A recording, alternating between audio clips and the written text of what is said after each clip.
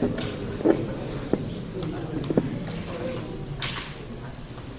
الله الرحمن الرحيم.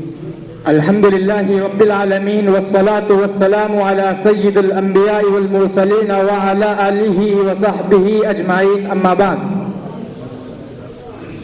أيها الإخوة المؤمنون وأيها الإخوة الأحبة وأساتذة الحكم، كلام النبيين الهداة كلامنا، كلام النبيين الهداة كلامنا، وأفعال أهل الجاهلية نفعل. الإسلام من عند الله لا يقبل نقصا ولا تقصيرا، لأنه موجه إلى الفطرة الإنسانية السليمة، وخالق هذه الفطرة أدرى بما يتناسب معها ويوافق على طبيعتها.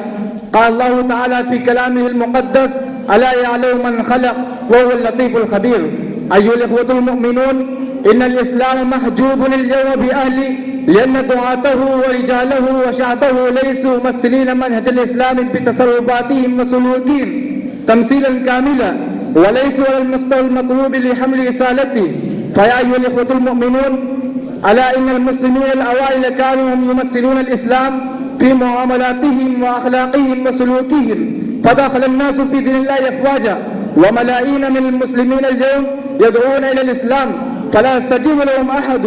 إن منابرهم مزخرفة، وإن ملابسهم مزينة، وإن وجوههم نازلة، وإن أسباب حياتهم عالية، ولكنهم خواء في تمثيلهم للإسلام. وكان منبر الرسول صلى الله عليه وسلم مصنوعا من الخشب من 3 درجات، فنادى فلبت نداءه الدنيا بأسرها. فلماذا هذا التغير يا ترى؟ أيها الإخوة المؤمنون، إن روح الإسلام لم تتغير، ولكن أهلهم الذين تغيروا.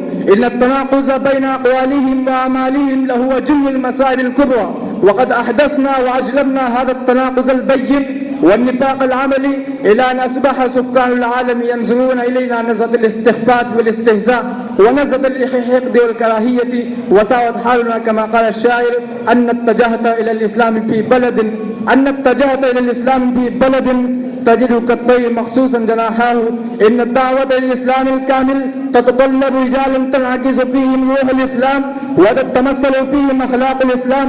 تتطلب هذه الدعوة رجال قد ابتعدوا عن مطامعهم الشخصية، وقد ابتعدوا عن استغلال الدين لقضاء معالم الذاتية ولحصول مناصبهم. إنها تحتاج إلى رجال يعيشون الإسلام ولأجل الإسلام قولا وعملا، ويدعون الناس إليه صدقا وإخلاصا ومنهجا وتطبيقا. وإن الدعاة الذين يتكلمون ولا يفعلون، قال الله تبارك وتعالى: يا أيها الذين آمنوا لم تقولون ما لا تفعلون، كبر مقتا عند الله أن تقولوا ما لا تفعلون. وقال الله تعالى: أتأمرون الناس بالبر وتنسون أنفسكم وأنتم تتلون الكتاب أفلا تعقلون. وقال النبي صلى الله عليه وسلم: آية المنافق 3: إذا حدث كذب، وإذا وعد أخلف، وإذا اؤتمن خان. أكتفي بهذه الكلمات، وآخر دعوانا الحمد لله رب العالمين.